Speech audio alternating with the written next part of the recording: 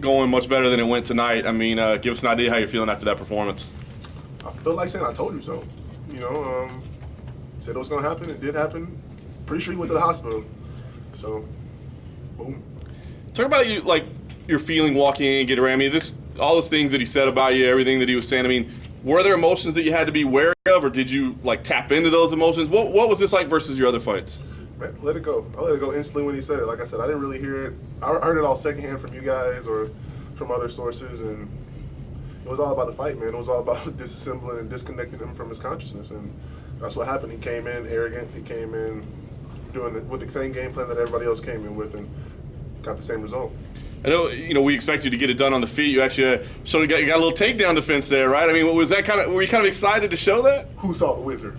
Yeah. That's all I'm saying. I'm super proud of myself. Shout out to my wrestling coaches, best in the country, best in the world.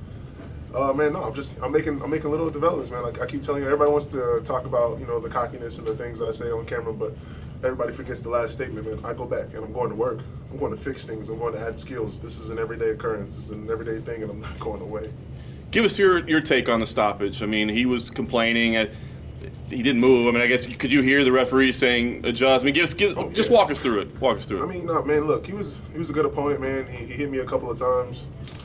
I mean, I don't doubt he's not a great guy. I don't know that personally, but when you're down there, you get hit 30 some odd times, man. And the ref is, I think he said 3 times. Defend yourself, man. You got to do something. And I kind of felt his body go limp. I was banging on his head, so I kind of like slowed the pace down to see if he was going to react or do something, something so I could play some defense. And then when he didn't, I just, I went in for the finish after I heard him say 2-3 times, like, defend yourself, and he didn't, So Dan gave him plenty of warnings, man. Yeah, and last thing for me, what do you want to do? I mean, this has been quick fights in rapid succession. I know it's a lot of sacrifice for you to do this, so what's the plan for the rest of this year? Y'all saw it in the ring, man. I bleed for these fans, dude. Y'all love me, I love you back. And even if you don't love me, I love you. So I'm here for it. I'm here to entertain. I'm trying to get back as soon as possible, man. You showed us a wizard tonight, but at the open workouts, let's talk about those kicks. You did a lot of kicks, but you didn't get a chance to show them off tonight. We going to see those soon, or are you just trying to throw them off his game? Man, listen, if you can convince these guys to stop trying to take me down, I'll give it to you all. I'll give it all of it. You can have the whole book, man. There's a whole lot that you guys haven't seen yet, man. Like I said, we go back every single time, man. I take a week, 2 off, and then we go back to the lab. We go back to work. We go back to running, conditioning. We go back to adding new things to the repertoire. So I think there's a whole lot to come in the future of the Prince of War, man. You just got to keep tuned in. You came out fast and furious as we expect you to, as you always do. He didn't. Did you think he would? I thought he would. After all that he talked about how much he dislikes you this week, he didn't. He came out real slow and tentative. That's something that I put behind me after the Allen Crowder fight, man. Emotion has nothing to do with this. It's lions and sheep, my friend. I do not concern myself with their opinions, their thoughts, how they feel. It means nothing to me. All they are is food. Last thing is, did he touch you at all in those exchanges? Yeah, man. If we're keeping it 100% honest and real, I made 2 serious rookie mistakes. I got my nose bloodied. I got my eye kind of lumped up, and that's some stuff we're gonna have to go fix. But it's the first guy I've had with a longer reach than me, or as equal reach to me. Second guy I've had his size. Had to learn some lessons. But I think I proved my main point, which is I walk forward. I'm not scared of anything, and I'm one of the most dangerous men on this planet. So John Anik, after the fight, he said that you're climbing up the ladder. What did you learn today in the octagon? Keep your hands up, or you get punched in the face. So you came out last week, and you're making news, and you want to be the GOAT. You want to be the greatest heavyweight there is. What steps do you make? Every time in the octagon, that's how you get closer to it, and in practice, what do you have to do? What's the next year look like for Greg Hardy? Who? What's the next year look like for you? For the Prince of War? For the Prince of War. Oh yeah. For the Prince of War, it looks amazing. I got a little nervous right there, but Listen, if I'm not getting paid, I'm not buying this crap.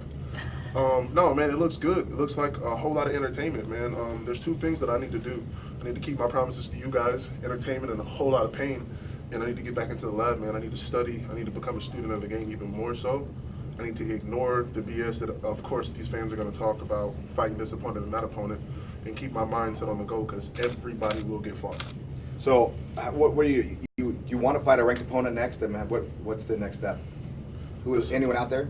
The same as last time, man. I'm gonna go back. I'm gonna train. I have a objective in mind, and it's being a student and also being in camp.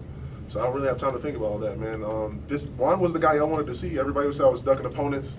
You guys were super hyped about the Juan Adams. This was the one that's gonna take me down, and I finished him. So whoever they put in front of me again, we'll get the same treatment, man. No matter who it is, ranked, non-ranked, number 1, number 2, number 3. I'm here for it. I haven't backed down yet. Thank you. The crowd had a pretty strong opinion, obviously, when you came out, and you kind of played up to that. You talked about it in your post-fight interview. Does that, does that give you more energy? Does that just feed you going into this? Do you mind? Or I don't mind at all, man. Like I said, I'm more grateful than anything, man. We've been talking about this for a long time, and I've been more consistent than I think anybody in this sport in what I've been saying, man.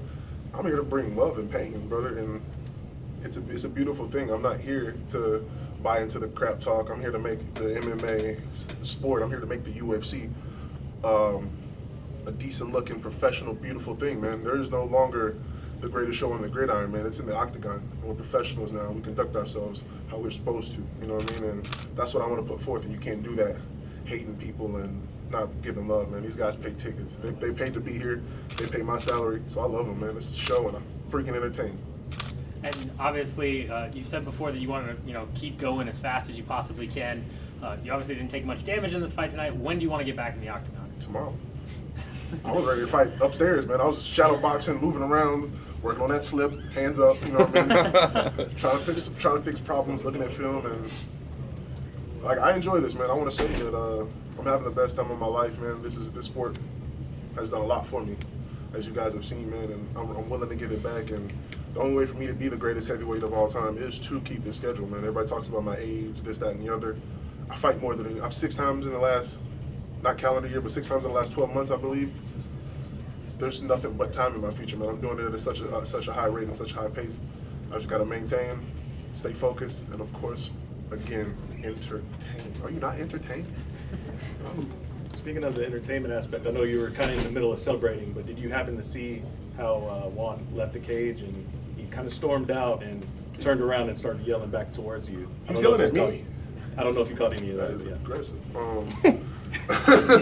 No, I did not see that, man. I was having such a good time, just enjoying the victory. I didn't see him in the ring when he was raising my hand, but hey, man, God bless him, dude. He's a young man. I was young. We all remember the mistakes I was making when I was a good kid, dude. Hopefully he learns, he gets better, comes back. If he wants another knockout, I'll send him to the hospital again. If not, maybe just learn some lessons and be better. But like I said, that's what we're preaching out here. We're becoming better human beings, man. We're raising the bar, and I want to be that guy. A lot of people, Juan included, don't give you the credit for the position you're in. One of the things he was saying was you were handed this opportunity. Right? That's one of the things a lot of people like to say. So do you think with that performance tonight, you kind of changed the minds of some people that maybe he is working, maybe he is improving in the gym? I don't care. These are the same people that told me that I was lazy, I'm all this and that and the other. It's like, last time I checked, you don't get to be a pro bowler being lazy. Like, you don't get to be the best in the hardest sport in the world doing nothing, and it's translating. The proof is in the pudding, hands down. I'm not here to speak and play games. I'm not here to bash other fighters. I'm here to do work. If you're not here to do work, you're going to be left in my wake. You're going to be trampled over and left behind, and the UFC will build around you because this is the greatest organization in the world, and I will make sure the whole world knows it. And at what point during the day of the fight does Greg Hardy turn into the Prince of War? Is it when you get to the arena, or is it back in the hotel before you get on the bus? At what point does that? I think it was around 7 o'clock, man. I was still Greg Hardy when I was napping around 6:30. Got up, had some Subway, had to embrace my fat boy gene for a second. That weight cut was aggressive, and now that I just slipped into that mode, man, there was nothing that could faze me. I felt great, and I just wanted it. I want the pain, I want the suffering, I want the violence. I enjoy it, man, and I want to entertain, and that's my favorite part of it.